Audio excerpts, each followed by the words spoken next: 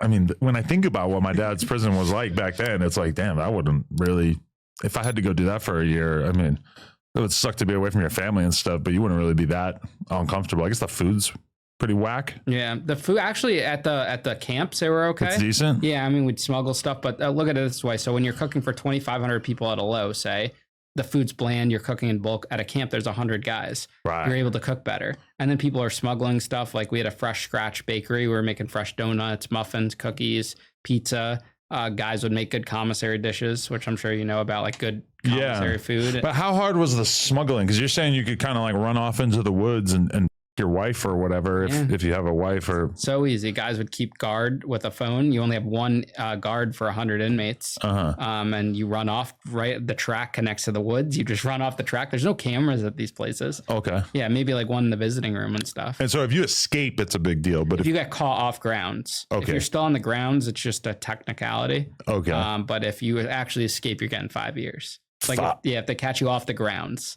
So if they catch you in the part of the woods where you're having sex with your wife. No, you're actually leaving to go to a hotel. So you have to be past it. Okay. Yeah. If they catch you doing that, then you're in trouble. But if they catch you in the woods, it's an out of bounds. And that's like a 300 series. So there's 100 series is the worst. 200 series is medium. 300 series is like a simple slap on the wrist. Like you're losing some phone time, maybe a little good time. What the fuck? Yeah, nothing. I mean, for sex or for like, bringing stuff in that like. Well, you have to leave physically the grounds to do that. Yeah. Unless someone actually comes on the grounds to put it in the woods. Well, but yeah, if your wife comes in there to sleep with you in the woods, which the more I say it, the more it sounds crazy. But I mean, like based on what you hear, I mean, these are guys who are willing to have sex with each other out of just sheer desperation. So the idea of a woman has got to be pretty intense. I mean, then you have guards, inmates all the time. All the time. Yeah. Woman guards. It doesn't make any sense, but yeah, they hook up with male inmates all the time.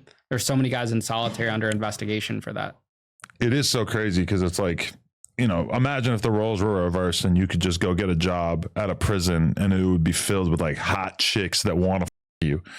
Like, because that is kind of, I mean, not that like every prisoner is hot, but like, realistically, a lot of these guys are gang members. They got face tattoos. They're kind of tough. They're savvy. They're, like whatever. And it's like, if you're a woman who works in that environment, I mean, it's got to be at least a little bit.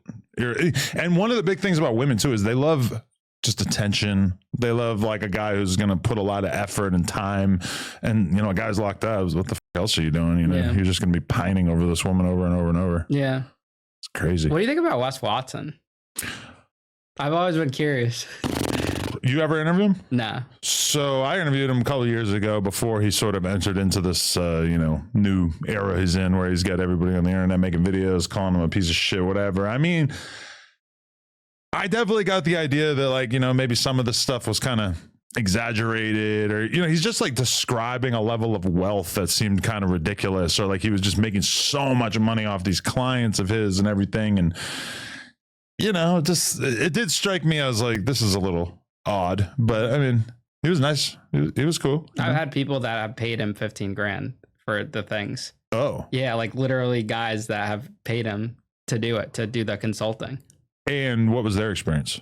I had met him just in the beginning of it, so they didn't really talk about that. But they just said that you're pressured into doing it. Like you get called like a pussy and a bitch in this if you try to back out. Because I've seen YouTube videos where people sort of go like undercover with him and they like will message him for a sustained period of time, and then they start asking him stuff shit. But because that's kind of like what pokes holes in the idea that he's got so much money coming in, is that like if you have that much money coming in, are you really having these like long drawn out conversations with potential clients so you can make like $1,000 off them? Because I'm going to tell you that like I make a lot less money than he says that he makes, and I'm not texting somebody for some long ass period of time to eventually maybe hustle him for $1,000. I don't know. That's just I don't get how the money adds up, but I know he rents a lot of stuff. There was like some real estate guy that exposed that everything's rented, the cars, everything. Yeah. So I mean, when you think about it, it's like what he's doing is kind of just like downstream of like the Dan Bilzerian thing, where he was like one of the first guys on social media who's like, I'm gonna get on steroids, I'm gonna have hella girls, I'm gonna travel, I'm gonna make my life look really, really good, and then I'm just gonna figure out how to monetize it from there. Wes Watson's kind of like the current incarnation of that. Yeah. But I mean, he's a lot of stuff like, you know, he's challenging people to come to his gym to fight him, and then he jumps them with like 6 people. Yeah. Well, he just got arrested For that, or for he assaulted that mentally handicapped person at the gym. So this is the guy who showed up to fight him, though? I don't know. I don't know all the specifics. He probably beat up a bunch of people. Yeah. Yeah, I know he got arrested. He's facing criminal charges. Well, there were other little things like he said that he kept his paperwork in his asshole for like years. Yeah, he was one of the first prison YouTubers I saw. Yeah. When I first started him. I've asked a lot of people about how normal that would be, and nobody has said that that would be even remotely normal, which is, you just figure that you would find a place to keep it after all those, like, considering how weird having a rolled up paper bag full of paper inside your ass probably feels. It's just got to be like an insane feeling. Yeah. Yeah, I mean, that it is funny to think of like the prison YouTubers and then what has become of them, because 1090 Jake was a prison YouTuber who just managed to expand out of that, because so many people from that era just did not turn into anything. They just kind of, because it's like, how many stories you really have about prison? You can't carry it on your own. That's why I pivoted to the podcast, and I started on TikTok. I didn't start on YouTube. But if you just tell stories about yourself on prison, there's nothing you could do. You probably, because even the craziest thing, I saw a guy get raped in the ass.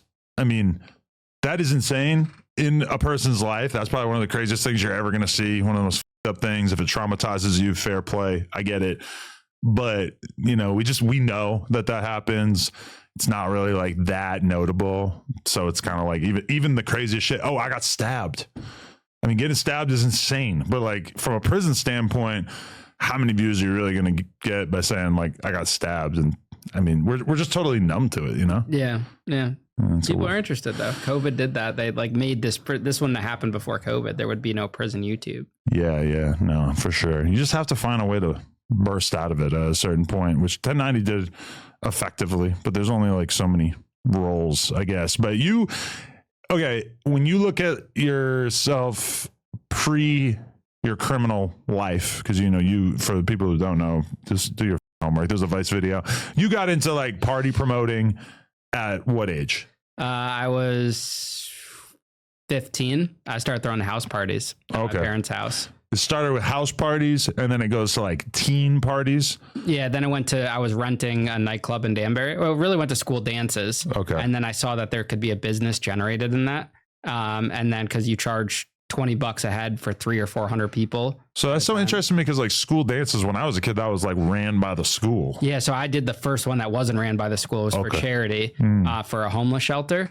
And then from there, I said that this could be a business. And at the time I was building popularity by having house parties, like 200, 300, 400 people at my parents' house. We lived on the lake. We'd put like a big tent, like a wedding tent. My dad's a caterer, put a dance floor, porta potties, DJ, everything. And your parents will let you do this? Yeah. I mean, my parents would rather me be at home than me go somewhere else. They didn't know we had like liquor down on the patio and we were serving underage. As a parent, the idea of like letting 300, 400 people in your house is like, oh, there are lawsuits, fights, drug overdoses, sex, so many bad, dangerous things. That's the last thing I would ever let my kid do. Yeah, exactly. Everything 420 really is that one-stop shop. Whether you're looking for your go-to gear or something new and unexpected, they got options for days, and they're always dropping mystery boxes and deals. The E420 app is clean, shipping is quick, and they literally have everything. Don't forget to use code NOJUMPER at checkout.